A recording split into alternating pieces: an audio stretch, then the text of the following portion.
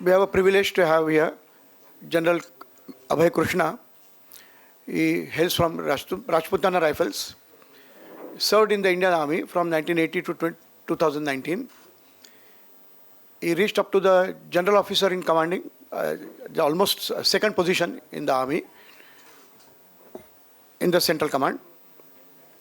He was having opportunities in his entire career, vast experience, specifically across LOC. He participated in Operation Hifazat, a famous operation that took place against the counterinsurgency those days, in Manipur, for which he got a gallantry award. He also participated in Operation Rakshak.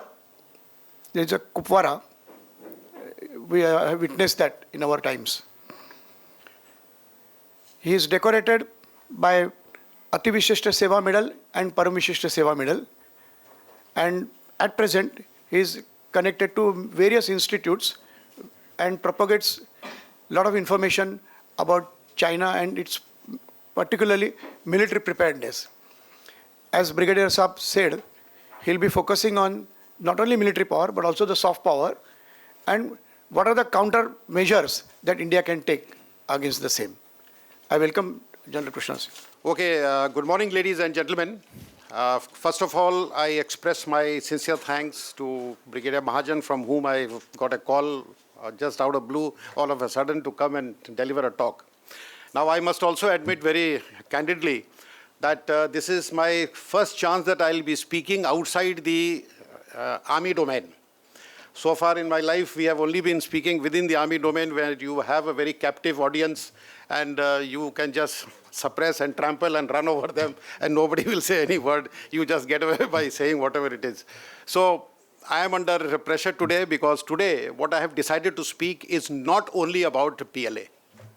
Because just to focus on China's threat as PLA threat, I think we will be misleading ourselves.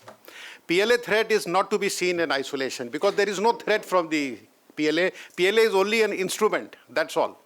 So if we say the military threat, that is also not adequate because the military threat is also dependent on so many external factors. And when we see the external factors, we have to relate it with the unfolding global security scenario. And how does that unfolding global security scenario impacts on China? And then we are able to identify their weaknesses where we have the strength to exploit that. And then all these modernization and whatever it is, it starts to get dented or compromised, even when we are slightly behind. So that is what I told Brigadier Mahajan, that only concentrating on this will bore everybody and you will not get the right picture. So I have done some research on my own to basically identify that in the unfolding global security scenario, what are the vulnerabilities of the China which we can exploit?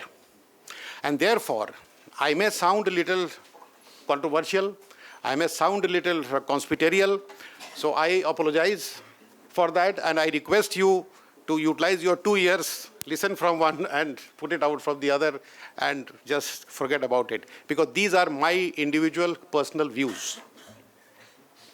Now, I must tell you that I have experienced a lot of, incursions by the Chinese troops into our area, especially Arunachal. Number of times they keep doing. Their patrols keep coming. Because there is a lot of difference in the perception of where exactly the border lies. And so many pockets are there which we call as pockets of disputes. So they keep entering, we also go and we have a face-to-face with them. Now, what happened was that Doklam was not an incursion in India. It was an incursion in the Bhutanese territory, which is next door to us. And there is one river called Amochu, and they were intending to get across that river. And from there, they would have got onto the Zamferi Ridge. I don't know how many of you are aware of this ridge. And once you get onto that ridge, then you can see across the Siliguri corridor. So they would be sitting there while we are sitting up north in Sikkim. They are actually behind us. So we had to draw a line that beyond this Amochu, we will not allow you to come, even if it is this is not our territory, this is Bhutanese territory, but we will not allow you. So once they started to little encroach and expand, that is the time we had no choice but to intervene. And once we intervened, first we intervened politely, slowly, but when we found that their belligerence was only increasing, then we also took some very hard actions like moving up our tanks, moving up our guns. And that is the time from 3rd August, when all these things were done up, they started to mellow down. So this is how the whole thing happened, and that is why it went on for 2 months. And then finally some discussion took place, and they also pushed back to their original place. So this area remains a dispute between China and Bhutan, but it directly affects us because it is next to us. So immediately after that, the media surrounded me because I was handling it all through. So media surrounded me. So I just want to show that what I told to the media. And it became... But China raised hackles. The Eastern Command chief has said anyone creating mischief would, and I quote, get back good and proper. He had been asked about the status in Doklam. China and Doklam, however, are still raising hackles. A lot has already been spoken and written about it. I don't have anything new to add on to it. We are totally prepared, geared up. Let anybody do any mischief and he will get it back nice and proper. Would you, like General Rawat, agree that we are ready to take on a two-front war? Yes. Where is the doubt? So this was criticized all over China. So, you know, actually my experience has been in life that they listen to bully because they also bully, so you have to bully back. Because let me tell you, it doesn't gain, China doesn't gain by waging a war against India. What do they gain? Because they are not competing with us in reality. They are competing with US, and I will prove it today. So if they wage a war, they will be able to destroy, beat us, you know, cause destruction. But at the same time, they will also not be spared. So we may go back 20 years in time, but they will also go back 5 to 10 years in time. So what have they achieved? Nothing. Now, I have taken 2 delegations to China. The last one was in 18 after Doklam. And I was heading that delegation. And but China raised hackles. The Chinese chief, he gave that opening address to welcome the delegation. And he kept talking about the border disputes, all the face-offs that will take place. And he kept using expressions like friction, then conflict, and we have confrontation. It takes place on the border and all that. And for half an hour he spoke. So after that, I was requested to speak. So I just got up and I said that in your entire speech, you have referred to all the face-offs that take place on the border as friction, conflict, confrontation. Please tell me, when was the last bullet fired? There was a pin drop silence. They all looked at each other. Then one of them said, 1967, Nathula. I said, no. The last bullet fired was in the western sector in 1973. I said, we don't even know when was the last bullet fired, and we are talking about this friction and confrontation and conflict. So basically, these are all what? Body language that takes place on the border.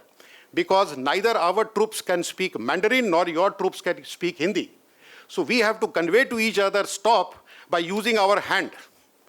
So it is a body language. We are conveying with each other using the body language. So these are not conflict, friction, or confrontation. And as far as China and India is concerned, whatever I have spoken there, it's on record. I said as far as China and India is concerned, you must see the entire thing as one geographical mass. And then you see that how both of us can give shoulder to each other. Rise above these boulders and nalas and rivers in the Arunachal border line of actual control. Neither you gain anything nor we gain anything by capturing some boulders and some hillocks and tree line. So thereafter, the meeting was over. After that, we only enjoyed and enjoyed. Now, if we see the China's core interest, it is basically the continuation of CCP rule, because China actually has three components. One is the Chinese people themselves as a country. The second component is the CCP, and the third component is the army of the CCP. So all these three are separate. So the CCP rules, and the tool that they have their hand is the PLA. Then the reunification. Reunification, they have several disputes. So they have virtually resolved all the disputes except with India, Bhutan, Sparkley, and Senkaku Islands. So they have been able to resolve all. Then, of course, that is linked with the sovereignty and territorial integrity and peaceful development. They are looking at peaceful development because still they are far behind to come up on par or anywhere near par the US, or I would say the Western Bloc. And then they have their core interests, which is not much known because it only reflects from time to time, but they are found generally to be non-negotiable on this. And that is why I said the definition of the core interest is ambiguous. They have not defined it anywhere. Next. Now, reasons for reform, it was basically to modernize, to get onto the information war, which one of the speakers will be speaking today, and then to meet the challenges of the evolving security and threat calculus. Again, it's not India-related. It is the global security. Then transform from a defensive region, a centering force, capable of strategic force projection. Because if you have to be a regional power or a global power, then you should have the capability to project your force. You can't be only talking about defending your territorial integrity, defending. You have to have the capability to project, which China is developing very, very rapidly. And of course, the absolute strengthen the absolute leadership over the party. Now, very briefly, I'll touch upon what are the reforms which they have done towards achieving the modernization. Next. Very briefly, I'll say that up to 1980, that is, they started off from 1949 onwards, and they developed a very huge army. Strength was going up to 40 lakhs. Today, of course, it is reduced quite a lot. Then up to 1990, they prepared for the local war under the technological conditions. But from beginning January 16, they started to shrink again. And the 7 military regions which they had, it got converted into 5 theater commands. Then they had number of divisions and various types of forces which they converted into 89 combined brigades. Now these combined armed brigades are little lesser in number as far as our divisional strength is concerned. And then they have got the 6 airborne. Now, the military theater command actually encompasses everything under them. That system we don't have here. With the CDS coming up now, hopefully in times to come, all the 3 services will integrate, and then under one head, you will have all the 3 services operating. Let's see, only time will tell. And another important thing which happened, which is not much talked about, that PLA was into big business. They were a huge business empire till about 1988. But in 1988, very ruthlessly, this business empire was totally demolished. Today, still they have business in terms of running some hotels and all that, and that's all. Otherwise, virtually, the entire business was being run by them. Now, as far as the military theater command is concerned, each military theater command, that is 5 of them, has got all these with them. And therefore, what has happened is that if you summarize all these things, basically the modernization that has taken place next is that the downsizing of the PLA force, that is the 4th cut, has already taken place, and now their strength is reduced to about 20 lakhs.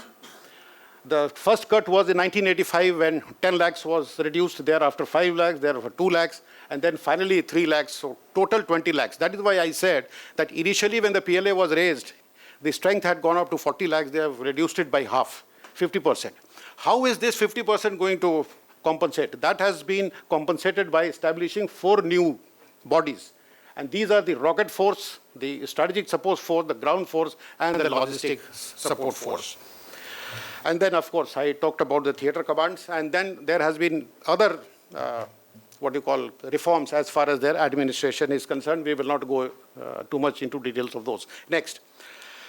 Now, as far as the modernization is concerned, I must tell you straight away that China has already test-fired S-400 missiles of the Russians. They have already fired. They have long-range SAMs.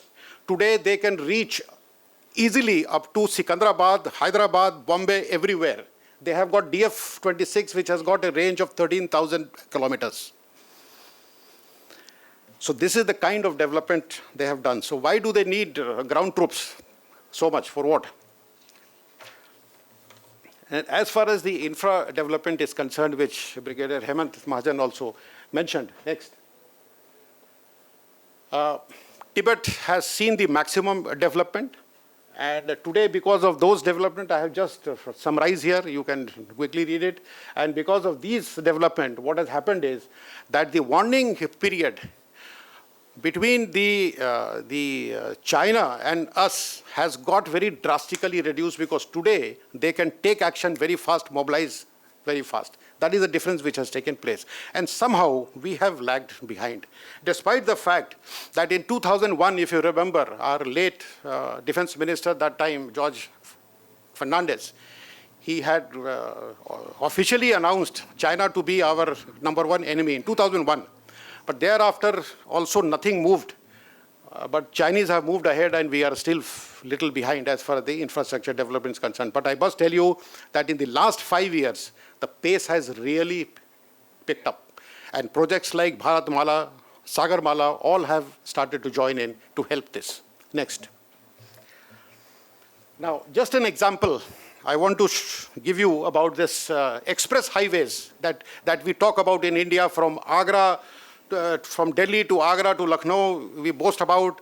Then we have Ahmedabad, Vadodara, we have Mumbai to Nasik, and we have around Hyderabad. Can you see anywhere in the map? That is the kind of express highways they have, which looks like a cobweb. And the same has got extended into Tibet right up to close to our borders. This is the kind of development which they have taken. And I was just researching for this talk, and I found one very interesting information that between 2011 and 12 or 13, within 2 years, China has used more concrete and cement than what United States had used in the last 100 years. This is the kind of development, the pace and the rapidity with which they have done this. Therefore, if the China army has to attack, or China has to attack India, then what kind of next political aim or the military aim they would be having? This is just an academic interest. I mean, these aims you can define and write in any way, because they have also not spelled out anywhere. But the problem is that we always look everything centric to ourselves. So if it is centric to ourselves, then these could be the political aim. Next. And then these could be the military aim. Now, as far as the border with China is concerned, I'm saying border, but actually it is called the line of actual control, because there are 14 points which are disputed, where the difference in the perception lies. We are basically divided in 3 huge segments. One is the eastern part, that is from Sikkim right up to Arunachal, Jachapla side. Then is the central part, and then we have the northern part, what we call the western sector, because for them, for Chinese, it is the western sector. And now you can see that we have a total line of actual control or border, as you say, up 3,488 kilometers long. And the areas which they are claiming this side of the LSE, in the western sector, it is 37,555 square kilometers they are claiming. Central sector, they are claiming 2,450, and eastern sector, 70,000 square kilometers. Can they ever compromise on this? Which leader in China will ever compromise on this? But they also know that they are not in a position to retake this. So therefore, some kind of simmering has to go on. So we don't have to get too much fixated to these Simrings, we should also rise above and take all these Simrings for our entertainment value. But for that, you need to have something there on the ground to hold your 2 feet. So I will come to that slightly later. Now here if you see, okay, I'll explain the next slide. Next. Now this, I told you that they have got converted into 5 theater commands. The Western Theater Command, you can see the extent of the Western Theater Command. It covers the entire India. That means, and their 4 theater commands are all on the eastern side. There is a reason for this. There is a reason for this because 91% of the Chinese population is located on the eastern side and all their businesses on the eastern side, and maximum threat they visualize is from the eastern side. I'll explain to you how. Rest of this entire country, Tibet and everything, they have left it to 1 theater command. Against ours, 4 army commands and 3 air force commands. The Eastern Command, the Central Command, the Western Command, our Western Command, which is located in Chandigarh, has also got some areas to defend, and the Northern Command, and of course the 3 Air Force commands. So that is the kind of the equation that we have here. Now, as far as the threat goes, if we go strictly by the PLA threat of what he can bring because of this reorganization, now this reorganization shows you that he has created 95 combined arms brigade, which is like a division minus, out of which 20 are in the Western Theater Command. Is 20 adequate for India against India? So at best, we have appreciated that they can bring in another 23 from other commands in case if nothing much is happening on the other side. So at best they can bring 43. And if that be so, then how do they address? Next. So this is the best option that we have seen, or the worst option that they can address with the focus on the eastern side, because Arunachal is very, very close to their heart. And let me tell you, when you see the terrain, Arunachal, how many of you been to Arunachal? Yeah, you must go to the Arunachal. You must go to Tawang and see how difficult it is. You know, each valley, all the valleys are segmented. They are not connected with each other. So whichever valley you apply from the other side, you get juxtaposed in that valley. Thereafter, you will not be able to shift, or your forces lie right and left. So this threat cannot be seen from the mathematical angle. The terrain here favors the defender. So then what do? I'll tell you what they have done to overcome this. Next. Now what is the implication then? Having seen this, what is the implication? The implication is that only about 1/4 of the PLA forces are poised against India as of today. Only 1/4, which is not much. But because of creating a Western Theater Command, the synergy on their side has improved, because all the forces have now started acting together, unlike ours. And with only 1 Western Theater Command looking towards India, my feeling is that they take India as a regional affair, just to marginalize us, that's all. Because the Western Theater has got bigger things to handle, like the Xinjiang and the Tibet problem, because the problems are far too deep here, which actually somehow it's not getting highlighted here in the media often. And of course, they have already developed the cyber capability, and in synergy with the rocket force, they have the capability of inflicting a lot of damage. And they have a better and integrated logistic system. Now, as far as we are concerned, next. I told you that 91% of China is located on the eastern side because all their business hub is there. You see this small circle which I made, that is Pearl River Delta. That is the Chinese economic hub. 1/3 of the China's export actually takes place from there, and that tantamounts to 1.2 trillion GDP. You see the range. That line which I have drawn, that is the farthermost of Arunachal, and from there Chengdu is more than 1,000 kilometers. That is the maximum range that our strike air force can reach. So what are we damaging? What are we destroying? So therefore, we need long-range missiles on the similar lines of Agni and DF-26 and others.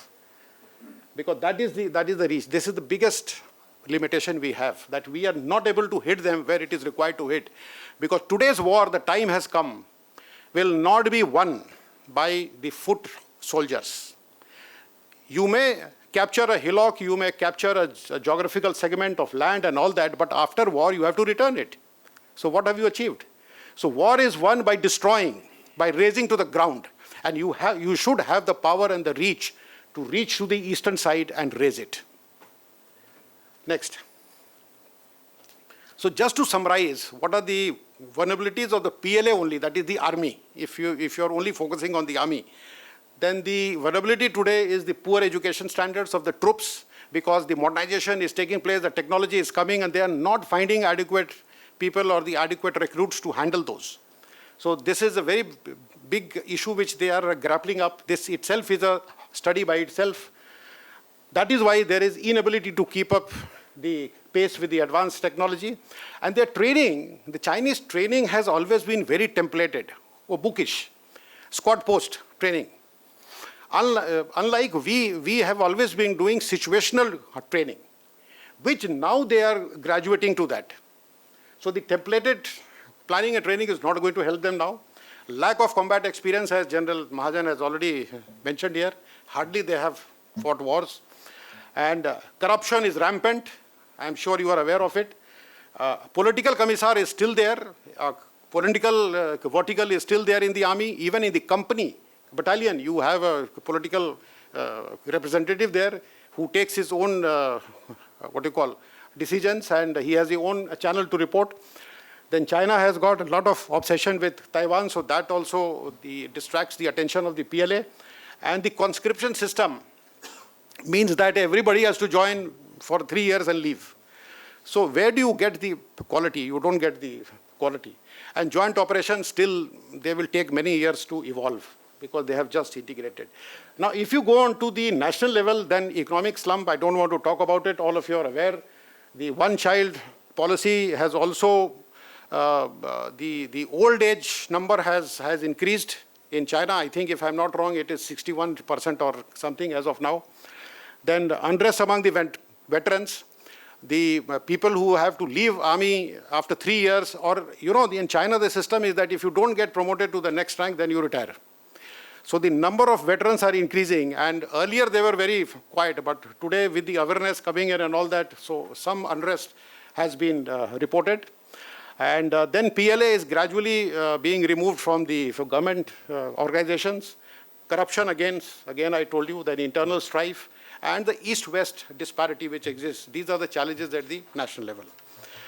Now, as far as we are concerned, militarily, next, we need to have a nuclear doctrine which is no more ambiguous.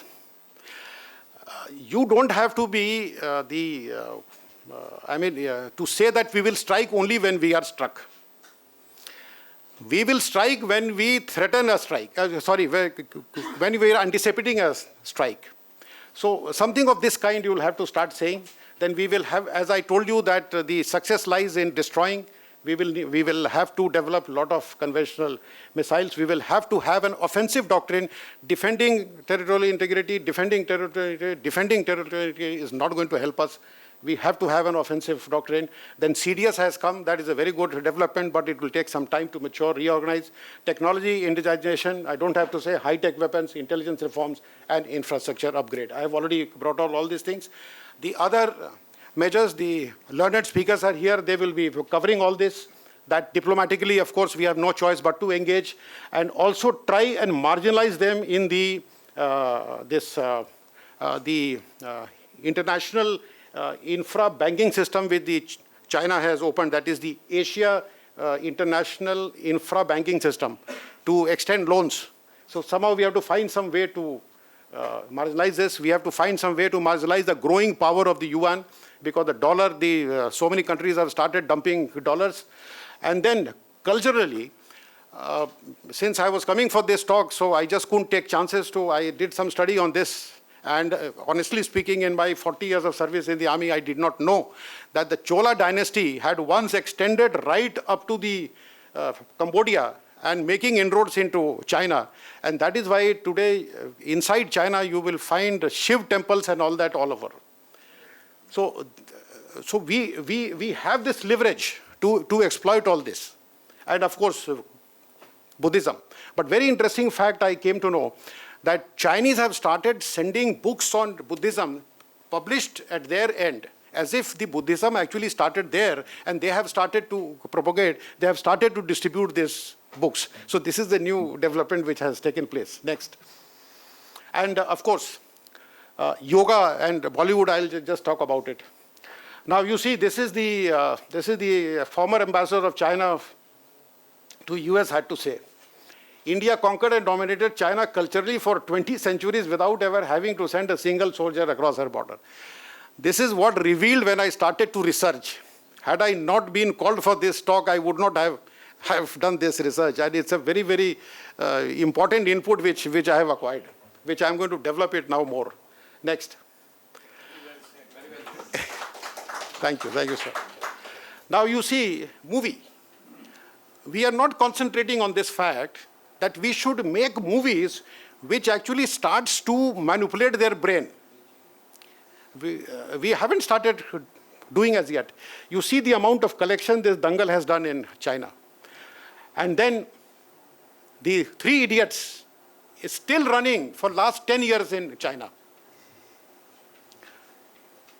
I was talking about the Chola dynasty, and I was talking even Mallapurams. The culture is all found in China, all this. Somewhere we have lost out on all this. We have not been able to exploit it. Next.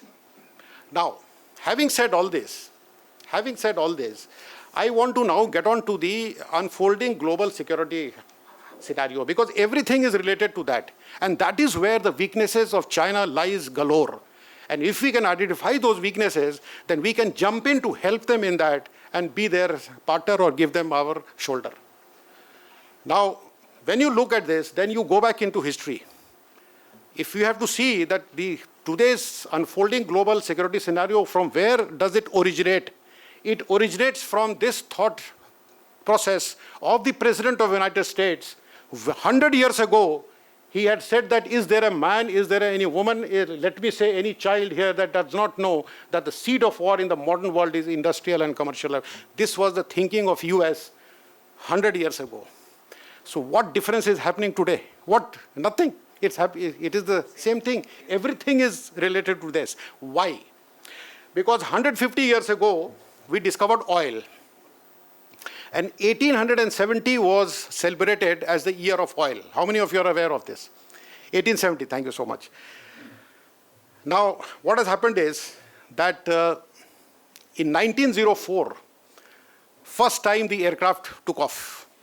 1904, after 40,000 years of existence of humankind, first time the aircraft took off was in 1904 for 12 seconds. And 65 years later, man lands on the moon. This is the pace, the rapid pace with which the development took place after the oil was discovered. The world population was 1 billion in 1904. 100 years later, it rose to 7.4 billion. This is the rate at which the world population grew because of the development. So if oil is the catalyst of development at this rapid pace, whosoever controls this is the boss. And that was the mantra of the US. 100 years ago, they identified this, and they have stuck to this. So therefore, when we see the threat from China, we have to see from this angle that how they are affected by this, how they are suppressed by this, what actually restricts them from growing even into a regional power, and where we can come to help them. Because today, there is a powerhouse in the US called the deep state, and that comprises of the oil, gas, and the weapon manufacturing company and the finance company. And these are those Goldman Sachs, Merrill, Bank of America, and all that. They are the ones together, they dictate terms. Next. And now I'll just take you what General Wellesley Clark, I don't know how many of you know that, thanks. Wellesley Clark, he was the commander of the US European Command and US South American Command. He had to say post-Iraq war in 2003. And he was no small personality. He retired in 2004. This is what he had to say after the Iraq war. The general himself is saying, who was in charge of everything. Just listen to him. Just play the video. About 10 days after 9/11, I went through the Pentagon and I saw Secretary Rumsfeld and Deputy Secretary Wolfowitz. I went downstairs just to say hello to some of the people on the Joint Staff who used to work for me. And one of the generals called me and he said, "Sir, you got to come in. You got to come in and talk to me a second." I said, "Well, you're too busy." He said, "No." He says, "We've made the decision. We're going to war with Iraq." This was on or about the 20th of September. I said, "We're going to war with Iraq. Why?" He said, "I don't know." He said, "I guess they don't know what else to do." So I said, "Well, did they find some information connecting Saddam to Al-Qaeda?" He said, No. He says, "There's nothing new that way. They just made the decision to go to war with Iraq." He said, "I guess it's like we don't know what to do about terrorists, but we've got a good military and we can take down governments." And he said, "I guess if the only tool you have is a hammer, every problem has to look like a nail." So I came back to see him a few weeks later, and by that time we were bombing in Afghanistan. I said, "Are we still going to war with Iraq?" And he said, "Oh, it's worse than that." He said, he reached over on his desk, he picked up a piece of paper, he said, I just got this down from upstairs, meaning the Secretary of Defense's office today, and he said, "This is a memo that describes how we're going to take out 7 countries in 5 years, starting with Iraq and then Syria, Lebanon, Libya, Somalia, Sudan, and finishing off Iran." So where are we today? Iran. We have already reached there. Because whosoever opposed or refused to fall in line with the American economic interest, they had to face the same consequence. So the time has come for Iran now. But why restrict only to these? Because when I started to research, I found that after the CIA was raised in 1947, from 1949 onwards, they have carried out a number of regime changes. And the document which was declassified in 2004 by the CIA themselves, it speaks about the regime changes. They have done some, I'm forgetting the figure, 72 times regime changes up to 1991, which they have admitted in that document, out of which 66 covert operations and 6 were overt operations. Now, so if that be so, and this is how the world has actually progressed from 100 years earlier when Woodrow Wilson had said, and now the general himself has said, now Iran, you see what is happening. What would be the US interest in the Asia-Pacific region, where Russia, China, India, Pakistan, all of us come into play? What would be their interest? And that will decide our threat from China. Next. So the US interest in Asia-Pacific essentially will be to curb the Russian and the Chinese growing influence, that is the Eastern Bloc, maintain the hegemony of the petrodollar and ensure its trade and energy security, which I have already talked about. Now, what had happened was that after the collapse of the USSR, USA became the unipolar world till the so-called Eastern Bloc, post-2009 onwards, started to form. Because in 1999, the power was the reins were handed over to Putin. And by 2008, Putin managed to liquidate all business, started to grow manifold. That is the time, if you have remembered the price of the oil barrel, it had crossed 100, and by 2013, it was touching $147. Now, this is where the business of the Saudi Arabia, which was controlled by the US, started to get affected because the Eastern Bloc had been formed. And then suddenly the US decided to go in for the fracking technology, and the surplus oil got produced within a year or two, and the price of the of the oil started to reduce from $147 and came down to $47 in 2014, if you remember. And the USSR economy could not sustain it because in a zeal to promote this Gazprom, because he did not have any loan over him, he took more and more loan.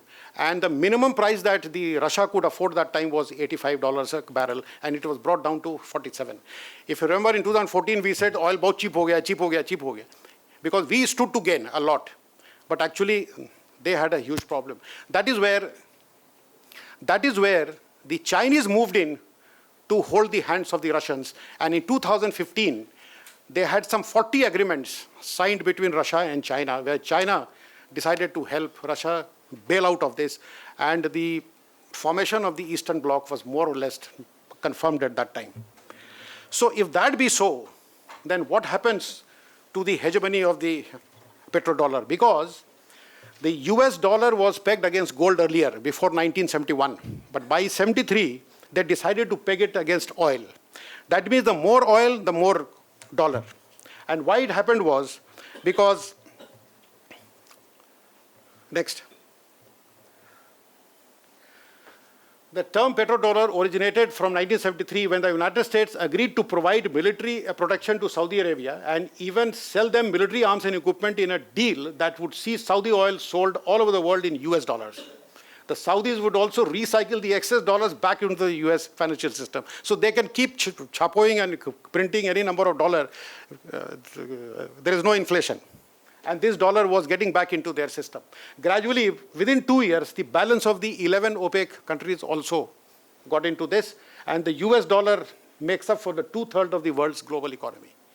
Now imagine if the countries start to dump dollar and they start doing the business in their own currency, or say yuan or euro, then American's economy will face a lot of difficulties, and possibly that is what has started happening.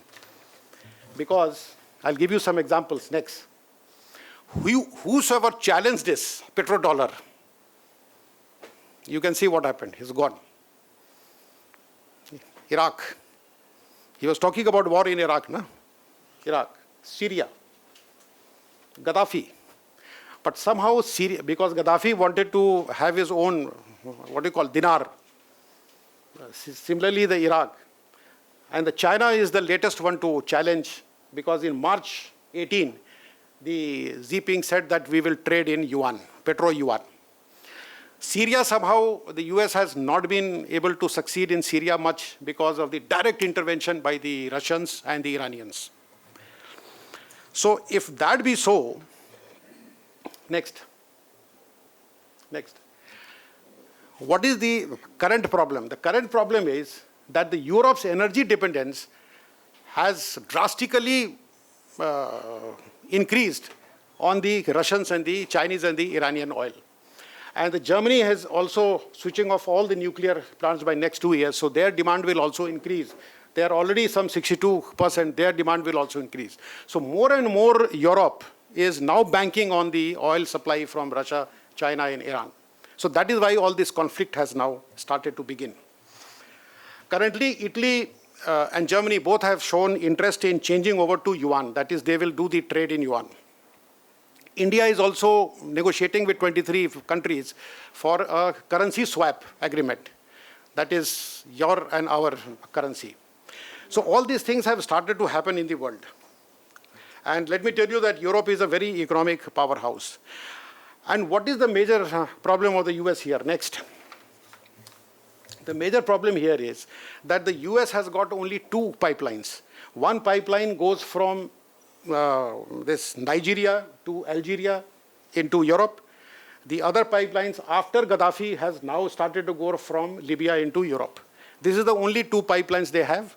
And the third one is the Qatar gas, where they have not been able to push the pipeline because of the Iraq problem, Syria problem, Turkey now falling out. So this Qatar gas is frozen and put in the ship, and then it is shipped around. That becomes highly expensive. So the problem is how to get hold of this route of Qatar gas. The best is to settle down the problem in Syria. That is why suddenly the war in Syria is over. And a new state is to be created called the Rojava. That is on the northern side, which includes the Kurds of the Iraq, Kurds of Syria. And this is where they have started to have confrontation with Turkey, because the Turkey is not ready to accept this Kurds joining with this part. So there was some problem and a coup was done, but Erdogan managed to survive that coup, and thereafter he joined hands with the Russians. So that is how this confusion is on there. Because gradually, the world is shifting from petrol to gas. And eventually, from gas, they will shift to lithium. So at the moment, the battle is for the gas, because there are the 4 largest reserves of the gas are in Russia, China, Turkmenistan, Qatar. Russian gas, no chance. Iranian gas, no chance. Turkmenistan gas, no chance, because Turkmenistan it has got no access. It is heavily dependent on the Russians because they don't have any access. The only gas where the US can reach is Qatar. So therefore, what happened was that after the Chinese and the Russians, they joined hands in 2015, and the Russian economy stabilized, then again the prices of the oil started to go up. And of course, the bulk of the supply then started to take place in Europe with the Iran, China, and Russia. Then suddenly, the US decided to become the largest oil producer. A new rhetoric started in 2017. Next.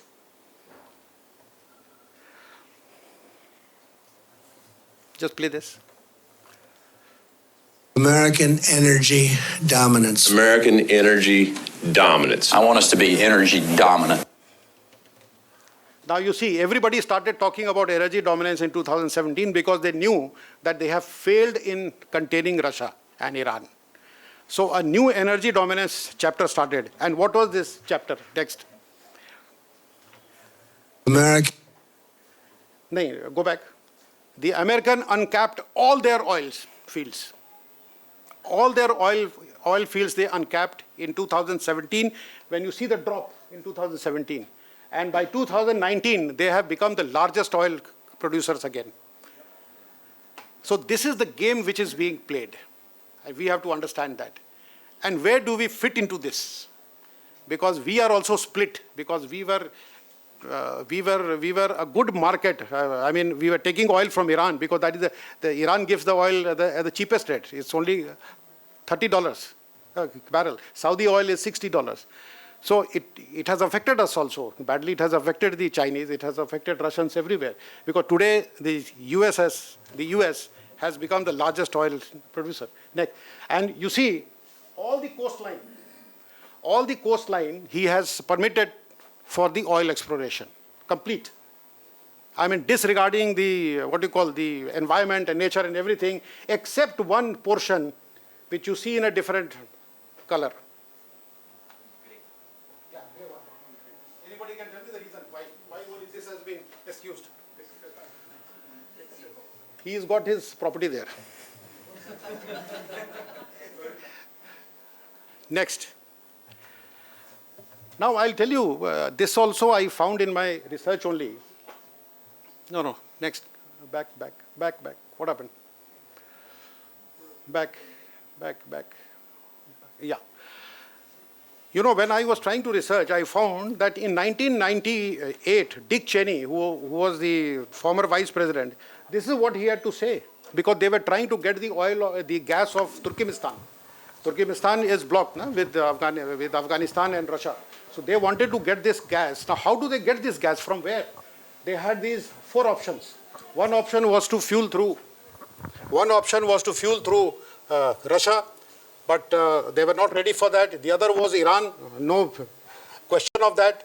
The third option was to fuel through China, no question. The fourth option was through Afghanistan.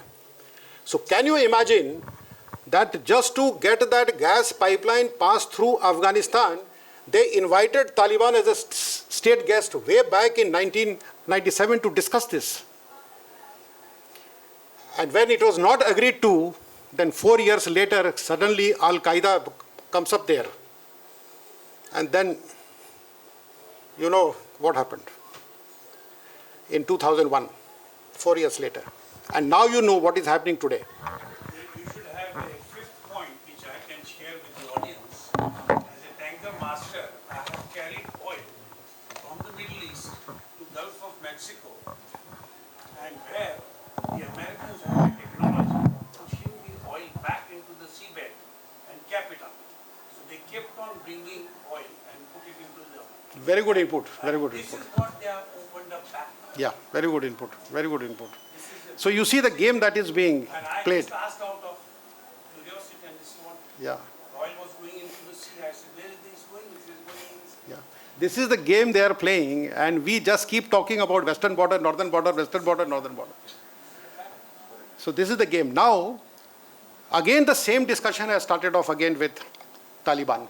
The only option is to split Afghanistan. One portion to be controlled by the government of Kabul, and the other portion to control by the government of Taliban as a proxy government, and you extend the pipeline from Turkmenistan into Afghanistan. Now, where do they take the pipeline after this? Either it will be through Iran or it will be through Pakistan. Now, Pakistan has also slipped out long time ago into the hands of the Eastern Bloc because of the CPEC coming in. That is why you must be able to recall that all 14 projects of China in the CPEC in Balochistan has got cancelled. And a freedom movement has begun there. Because if Balochistan becomes independent, then easily this pipeline can come into Arabian Sea. Next. That is why I said that I will sound very conspiratorial, but it is my own, ideas. My own ideas, so you can use your both ears, one to hear, one to take it out. Now, this is what I was trying to explain to you, that from Turkmenistan, they have an option to get it into Afghanistan, into Pakistan, Balochistan, into Arabian Sea, or through Iran. So Iran is still a bit away, still from that situation. The situation is still not ripe for that. Another interesting thing I'll tell you connected with this is, I am now coming to the end now. Next. Where was the requirement to NATO to exist after the collapse of USSR? When the USSR had already collapsed in 91, the NATO was raised basically to counter that. But you see how NATO has grown up. And you see how NATO started to gradually choke USSR from the western side all over. They supported anti-government uprising and regime change around Russian periphery. And especially rebellion in Dagestan was induced, Georgia, Ukraine, everywhere. And finally, the NATO managed to sit all over with their missiles. So they have actually tightened the noose of the Russians from the western side. And the biggest compulsion, therefore, for Russia and China today, biggest compulsion is because the G20 nations, their trade is based on warm water, because trading through the ship, through the water is cheaper. So all these G20 nations, they have got access to the warm water. And this is the biggest limitation with the Russians and the Chinese, that their access to the warm water is getting choked. Western side, I have already told you, that NATO is there, and why it actually troubles the Russian is because because the only access they have is through Petersburg and Sevastopol. Now Petersburg, here, the Norway, Denmark, the US is sitting there. Sevastopol, it is choked by Ukraine, because the government is in favor, then Bulgaria. And on the eastern side, Vladivostok actually remains frozen for 8 months. So this is how they have choked the Russians. Next. This is the current buildup of US all over. Next. Now, going by the eastern side, similar problem China is also facing, because the East China Sea and South China Sea is the only access the Chinese have got, and the US is sitting all over in Japan, in South Korea, in Philippines, everywhere down. Then all these islands are disputed there for some reason or the other. The ships are always there. So this is also choked. Now, if you have to remain, if you have to grow as a regional or a global power, then you need a very strong economy. And to develop that economy, you need access to trade. So if this is being choked, then of course it will affect your strength. So they actually, China today is desperate to get an alternate access to the warm water. And that is where we come into play. Next. Now, this was just to give you an idea about how the US is having 800 military bases with more than 1,000 troops in 74 countries sitting today. This is the kind of spread they have. Next. And compared to US, 800 military bases in 74 countries, the other countries who are having bases outside, you see the number. Now you see the military spending. Next. This is the kind of the military spending.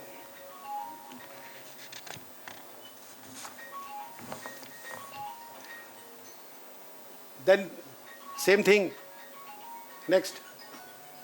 Same thing you see here.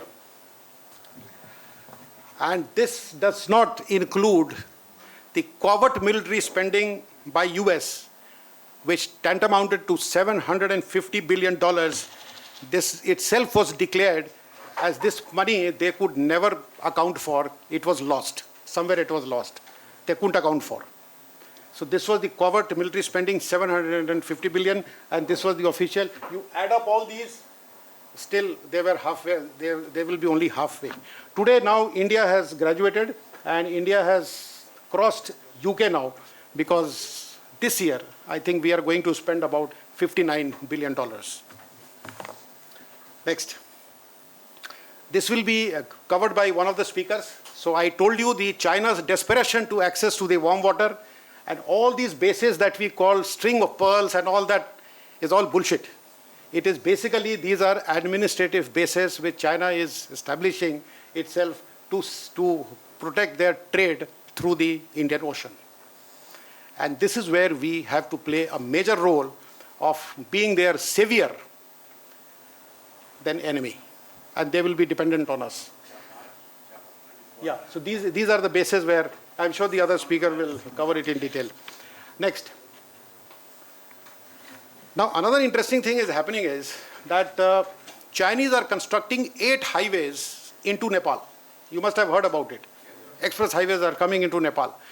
What is the big business opportunity that is available in Nepal that they should be spending so much of money? Why should they spend so much of money? The easternmost road is hitting towards the Siliguri corridor. From there, Bangladesh into Chittagong. The next 2 comes into Bengal.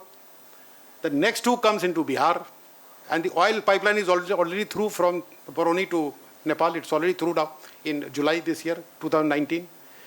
Balance 3 is in UP, and the extreme on the left goes into Uttarakhand.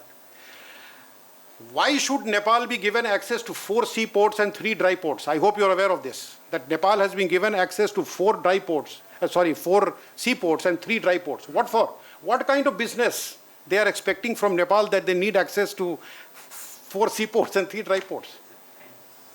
In China. No. Finally, link up with India, link up with Haldia port, link up with Vizag, link up with Gujarat, link up with Bombay, and get into the Indian Ocean, the shortest route. And now I will tell you what 3 days back our foreign minister himself said, that because of the POK, we don't have access into the Central Asian Republic, and we don't have access into Europe because of the POK. So we will have to start looking now of trade options through mountains. Ye mountain hai. So who will be dependent on whom more? Just imagine, if you give access to China to trade through all these roads, to trade through the northeast into Chittagong Post, will they ever do anything to disturb these areas of northeast? They will like peace to prevail there. And that is why I give a lot of respect and credit to the vision of this government, that in August 18, Ram Madhavji was in China, and he casually made a mention, yeah, if you want, you can send your goods through the northeast. Send where? Into Chittagong port. And thereafter the elections took place in Bangladesh, And a lot of, apprehensions were being expressed that the IS will do this, bomb blast, there, mayhem. Nothing happened. Everything quiet. Neither China uttered a word nor anybody uttered a word. And Sheikh Hasina won by 284 seats out of 300. There was no hangama. And immediately after that, the work in the Chittagong port started off. Next. Now, this is the same road that I have explained. I'll just quickly go over now. Next. Gentlemen, these are the ongoing flashpoints today, where the battle is on. US versus Russia in Ukraine, Russia plus Iran versus US and Israel in Syria, Iran versus US in Iraq, Russia versus US in Libya, US, UK, South Africa, UAE versus Iran-backed rebels in Yemen, and of course, China versus US in South. These are ongoing today. From 16, it has got reduced to 8. That Excluded Taiwan. Taiwan is not yet started, Abhi. That is internal strife. Now, again, on the lighter side, we need to become a defense manufacturing industry here in India, because you have a ready market here, 16 of them, buyers are ready to buy. Now, next. Now you see how the US is deployed all over around Iran. So this gives an indication of what General Wellesley had said and how the things are happening all around. A very interesting thing I came across, there is a Wolfowitz doctrine, Wolfowitz doctrine of 1992. It lays out the roadmap to complete global military dominance of the US. And in the NATO War College map, which they published in 2008, in that they have shown free Kurdistan, carved out of Iraq, Syria, and Turkey, which is now happening, as I said, Rojava, and free Balochistan. Way back in 2008 map in the NATO War College, they have already published. Just 5 minutes. Sir. So anyway, I'll just skip all this. Next. I have already told you that Balochistan, the freedom movement has begun. Next. I needed 1 hour. It's been only 50 minutes. Now, as far as India goes, India has managed to maintain a strategic autonomy by balancing both the Western and the Eastern Bloc. So just run through this. I will not explain. You can ask me afterwards. I'll explain it. And also, apart from this, some other agreements have taken place. Next. Which has not been publicized much, because a lot of the minutes of the meetings have not been released. And let me tell you, our Prime Minister Modi was hosted at the Mao's residence, which has never happened earlier there. So these kinds of agreements which have taken place, you can see the address also. Next. But every challenge is not to be seen through the Chinese prism. Already, as far as the national security is concerned, I'm not going to talk about it because you are aware. Next. There are a large number of security threats which is engulfing from all sides. Next. If you categorize this, it comes into internal threat and external threat. So in the internal and external threat list, if you see, China is only one sub-heading. Next. The problem actually is here. That is why everybody is exploiting us. The problem is here that today we have 3,000 major castes and 25,000 sub-castes, 9 recognized religions, 22 constitutionally recognized languages in 9 states. We have no common national identity. This is the problem today. And everybody exploits it, be it China or anyone, Eastern Bloc, Western Bloc, anybody. There is a total lack of integration and lack of ethos. Because why? Because we still have got political parties in India which are based on caste and region. And how do you then expect them to represent the nation at the global level, which when you are representing only a particular caste region as a political party? That is why I said that I hope we stop voting the caste and start casting our vote. Next. Just imagine what I am telling you today. Veer Savarkar had said this more than 100 years ago, exactly the same thing. And this is true even today. Nothing has changed. Nothing has changed. Because we do not groom our generations and connect them with the history. I'll just give you an example of this, what happened. You are aware, all these criminals, and how, and what happened after that. It was made into a huge ridicule and joke in this country. Next, after this, next. The security of the PM is a very serious matter and a concern. Whether it is good PM or bad PM, we have already lost 2 PMs. But the security of the PM was turned into a joke by our arms intellectual. And you see how the media actually misleads about lynching. Next.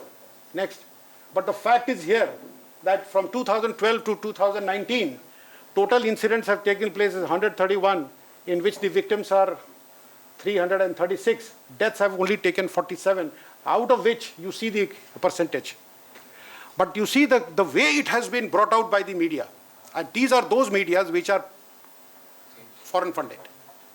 This is how the perception is built up here, because we are a very fragmented society. Next.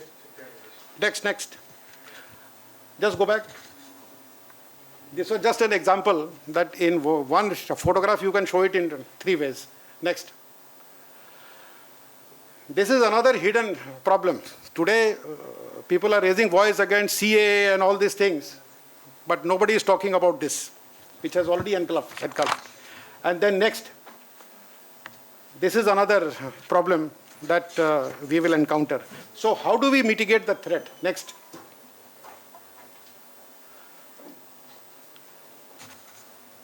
So I have summarized it, that as far as the threat from Pakistan is concerned, disintegrated Pakistan will not be able to fuel terrorism. We have no option but to build our economy. We have to rise above from the agrarian economy to the manufacturing and exporting economy, and also defense manufacturing to be one of the major parts of that. And then, of course, develop strong economic linkages. I have told you, we have to help China to have access to the warm water, and then leverage India's geographical advantage of the warm waters. And of course, other things I don't need to explain. So what it remains is that let us not see China all the time as a threat with one prism. Yeah, we have to be concerned about their military power. We have to be concerned about the border. We have to protect our border and all that. Everything is fine. But the bigger problem is somewhere else. And that I have told you, lack of identity. And that is why, if you imagine the Benjamin Franklin, the founding father of the US, when the US was fighting for freedom against the Britishers, this is what he had to say. Next. This is what he painted. Benjamin Franklin in 1776, and he said, either we unite or we die. And we are in the same state today. Next. And lastly, ladies and gentlemen, the only time in my research I have found that we united, the 639 kingdoms united, was only when Alexander had invaded and we stopped them at Indus, because everybody had got united at that time. Next. I think the time has come to have some Chandragupta, have some Chanakya here, who will make us unite to fight against all the threats and not only the China or the PLA. Thank you very much. I have finished.